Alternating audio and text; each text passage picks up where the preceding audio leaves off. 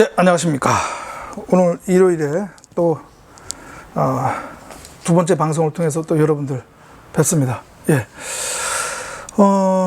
자, 두 번째 방송은 제가 뭘 말씀을 드리냐면, 어떻게 보면 조금 또 우리 시청자 여러분들한테 조금 좀 외람된 또 말씀인데요. 이번 최근에 안정권 사태라고 해야 되나요? 예. 안정권 씨를 둘러싼 여러 가지 지금 문제가 불거지고 있는데요. 또 그 파장으로 또 여러 사람들이 지금 그 관계된 사람들에 관한 어떤 그런 문제가 또 제기되고 있는데, 그거 관련해서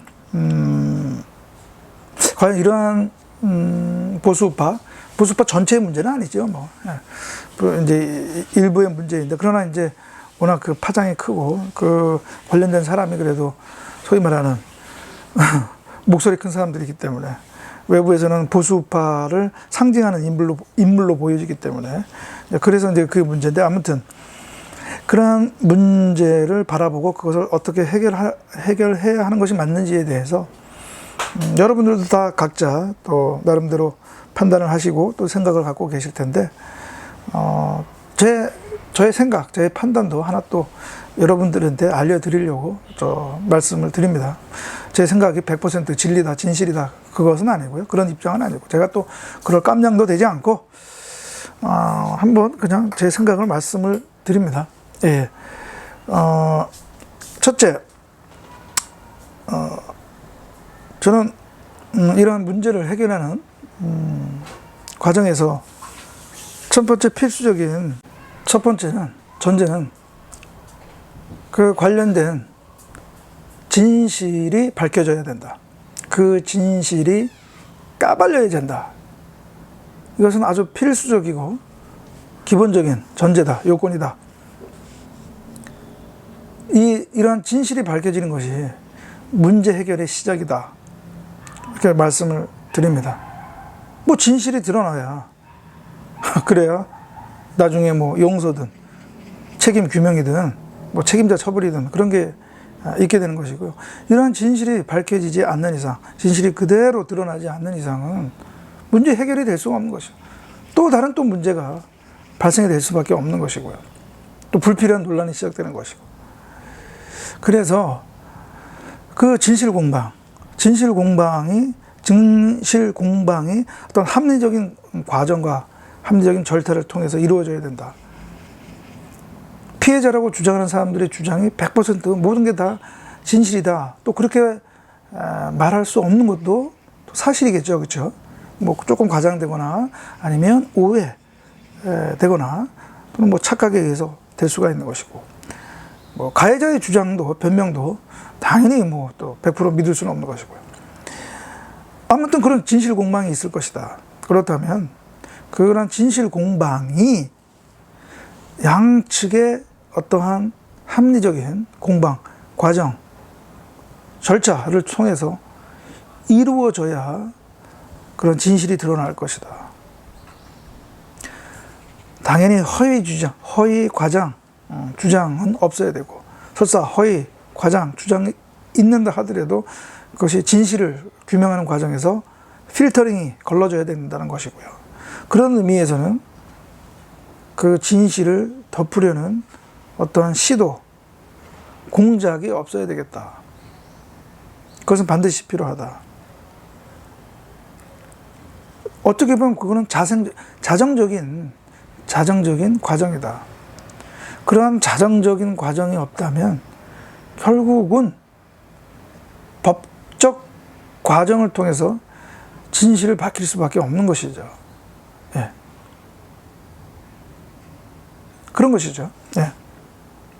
그래서 제가 처음에 유수 씨, 이유진 씨나 또는 그 안정권 씨, 그 다음에 GZSS 피해자 연대, 그쪽을 내가 돕고 싶다라고 하는 의사를 전달한 그 기본적인 취지도 뭐냐면, 그러한 진실을 밝히는 과정에서 그러한 진실을 덮으려는 공작은 막아야 되겠다라고 하는 거. 그래서 어떻게 보면 피해자라고 할 수 있는 유수 씨나 피해자인데, 내가 에 대한 어떤 그런 뭐 음해, 부당한 음해나 탄압은 그거는 막아야 진실을 밝히는 데 있어서 도움이 될 수 있다는 거죠. 그래서 제가 그 사람들 내가 돕겠다. 물론 그 사람들이 그 도움을 받을지 안 받을지는 유수시나 피해자 연대에 그런 의사에 달려 있는 것이고요. 그래서 그렇게 의사를 전달한 것이고요. 그래서 일단은 그런 진실 규명이 필요하다라는 거. 그래서 또 한편으로는 그래서 가해자 측에 솔직한 진실 고백이 또 필수다. 물론 변명할 수도 있고 해명할 수도 있는데요. 그 변명, 해명에서 또 거짓이 있다면 그것은 또 다른 문제를 야기할 수가 있다라고 하는 거. 그리고 제가 이 얘기를 할까 말까 정말 고민하고 있는데요. 요 선에서만 제가 말씀을 드리겠습니다. 저에게도 뭐 제보가 들어오고 하는데요. 제가 뭐 아직 그 관련자의 실명을 공개하는 건 좀 그렇고요. 이 보수파 이 아스팔트 시민 운동하는 거기에서 어떻게 보면 여성들에 대한 성추행 이런 얘기가 들리고 있고요. 제보가 들어왔고요. 그 다음에 거기서 좀 이름만 대면 아는 그러한 여성들에 대한 그런 아주 나쁜 그런 또 그런 뭐 성추행 그런 문제가 있고요. 그러니까 후원한다는 핑계로 해서 뭐 성추행에 대해서 뭐 심각한 건 아니고요. 그러니까 뭐 몸을 대는 그런 제보가 들어오고 있는데 이것이 정말 사실이라면 관련자는 공개 사과하고요. 책임지는 모습을 보여야 한다라고 하는 것입니다. 그래서 바로 두 번째 어떻게 보면 과제이자 필수적인 요건은 이런 진실 규명을 바탕으로 해서 거기에 책임 있다고 하는 자는 공개 사과하고요. 피해자에 대한 사과뿐만 아니라 이런 여러분들에 대한 사과가 필요하고 그리고 책임지는 자세가 필요하다. 뭐 그 바닥에서 완전히 사라져라 뭐 그렇게까지 얘기하기는 그렇지만 그래도 적어도 최소한 자숙하는 시간은 필요하다라고 하는 것이고요. 만약에 그런 공개 사과와 자숙이 없다면 그것은 이러한 사태가 해결되는 것은 아니죠. 그냥 홀딩이 되는 거죠. 그렇죠. 또 그렇지 않다면 또 법적으로 가게 되는 거고. 그러다 보면 이러한 사태를 이른바 소위 말하는 좌파 언론과 좌파 세력이 이거를 악용할 것이다. 특히 내년 보궐선거, 후년에 대통령 선거에 있어서 과연 이것을 좌파 세력은 어떻게 할 것인가. 침소봉대, 과장해서 또 왜곡해서 이것을 악용을 해서 많은 국민들에게 이 보수우파가 이렇다, 뭐 쓰레기다 이렇게 프레임을 또 씌우겠죠. 그러다 보면 뭐 그것이 결정적이지는 않는다 하더라도 아무튼 영향을 미칠 것이다, 부정적으로. 그렇죠? 그 선거에 있어서. 그래서 제가 이런 말씀을 드리는 거고. 그래서 제가 앞에서 잠깐도 언급했지만 제가 이러한 진실이 까발려지고 이런 사태가 해소되는데 조금이나마 제가 도움을 줄 수 있다면 그 역할을 하고 싶어서, 또 그것이 이른바 보수우파 그 사회의 어떤 공익을 위하는 길이라고 믿고 있어서 제가 유스시나 피해자 연대 그걸 뭐 제가 돕고 싶다, 제가 그렇게 얘기를 했던 것이고요. 물론 유스시나 피해자 연대가 저를 나중에 뭐 소송을 할 때 저를 뭐 변호인으로 선임할지 아닐지는 그것은 전적으로 그들의 선택의 문제이고요. 뭐 그분들이 다른 좋으신 분, 훌륭한 변호사분, 뭐 정관 변호사를 선임을 해도 그거는 뭐 제가 기분이 뭐 나쁠 사안도 아니고요. 예. 거기에 대해서 뭐 제가 뭐라 할 사안도 아니고요. 예. 그것은 그들의 전적인 자유고요. 저는 다만 그러한 진실이 밝혀지는 데 있어서 혹시 그들이 도움이 필요했다면 제가 거기에 그래도 명색이 변호사로서 도움을 주겠다는 것이고요. 내가 꼭 그들의 소송에 있어서 그들의 뭐 변호인으로 내가 돼야 된다.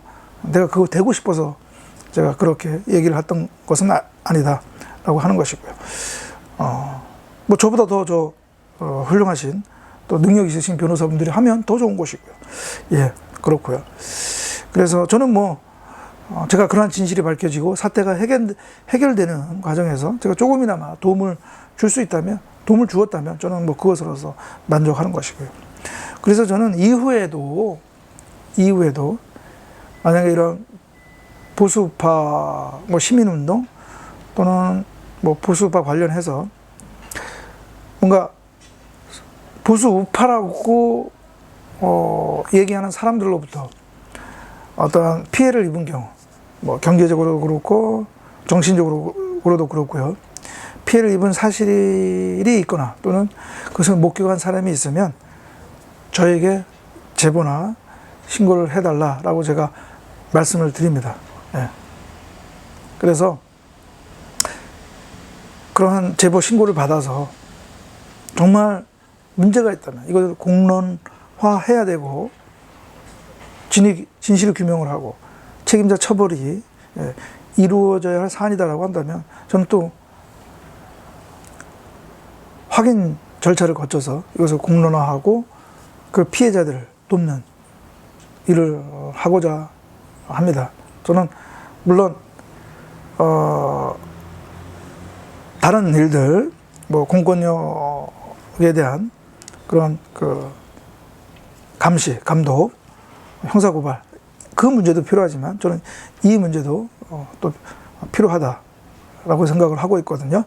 그래서 뭐 시간과 여력이 허용하는 한 또 이 일에도 제가 나설 생각입니다. 물론 뭐 제가 나선다고 해서 뭐 되는 것은 아니고 또 그런 분들의 또 제보나 신고가 있어야 되겠죠. 예.